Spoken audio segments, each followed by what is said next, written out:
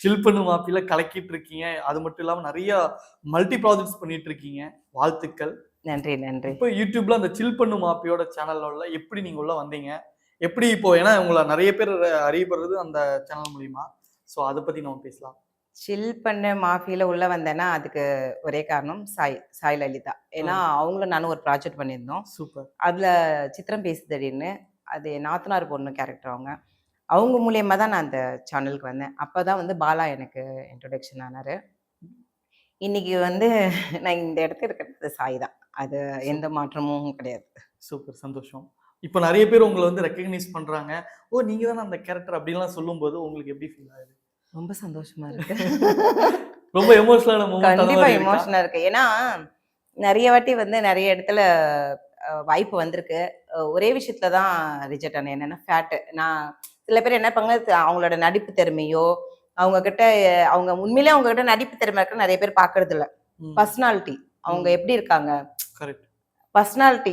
அழகா இருக்காங்களா? அது ஆணா இருந்தாலும், பெண்ணா இருந்தாலும் ஸ்ட்ரக்சர் இருக்கா? அவங்க ரொம்ப அழகா இருக்காங்களா? அப்படிதான் அவங்க கிட்ட என்ன நடிப்பு திறமை இருக்கு? அவங்களுக்கு நடிக்க தெரியுமா? அவங்க எப்படி நடிப்பாங்க? அப்படின்னு ஒரு வாய்ப்பு தர்றதில்ல. எடுத்தோனே என்ன சொல்லிடுவாங்கன்னா, நல்லா இல்லைங்க. அவங்கலாம் பண்ண மாட்டாங்க. அவங்களுக்குலாம் வராதுங்க அப்படின்னுடுவாங்க. ஆனா எதுவுமே எதிர்பார்க்காம நெறைய கேரக்டர் பண்ணியிருக்கேன். சிங்கம் புலி, விஜயநகரம், காதல் பேசும், கனவு காதலன், சோக்கு சுந்தரம், அன்புள்ள மால்விழி நெறைய மூவிஸ் பண்ணியிருக்கேன். பட் சின்ன சின்ன கேரக்டர்.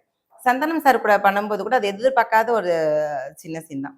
அப்புறம் வந்து சன் டிவில பண்ணியிருக்கேன், ஜி தமிழ்ல பண்ணியிருக்கேன். பட் சின்ன சின்ன கேரக்டர். என்ன பண்ண அந்த ஒரு ஒரு விதத்துல நம்மள வந்து ஒரு ஓரம் கட்டிடுவாங்க. இவங்களா ஃபேட்டா இருக்காங்க. இவங்க சீரியல் அந்த மாரி ஒரு ஒரு பிம்பம் இருக்குல்ல. இவங்களா இல்லங்க ஃபேட்டா இருக்காங்க. அதெல்லாம் கேமராக்கு இன்னும் பெருசா தெரிவாங்க. அப்படின்றது நமக்குள்ள ஒரு தாழ்வு மனப்பான்மை வந்துரும் இல்லையா? சரி இதுக்கு மேல நம்மலாம் போனா சினிமாலாம் நமக்குலாம் வாய்ப்பே கிடைக்காது. நான் மட்டும் இல்ல நெறைய பேரு ஜென்ஸா இருந்தாலும் சரி, லேடிஸா இருந்தாலும் அப்படியே தூக்கி அழகா உட்கார வச்சுருவாங்க. அவனுக்கு எவ்வளவு நடிப்பு திறமை இருந்தாலும் சரி, அதெல்லாம் பார்க்க மாட்டாங்க. உனக்கு வராது போயிட்டு வா. தயவு செஞ்சு அது என்னன்னு கூட கேட்க மாட்டாங்க. உனக்கு நடிக்க தெரியுமா? ஒரு ஸ்கிரிப்ட் கொடுத்திருந்தா பேசி பாரு, நடிச்சு பாருன்னு.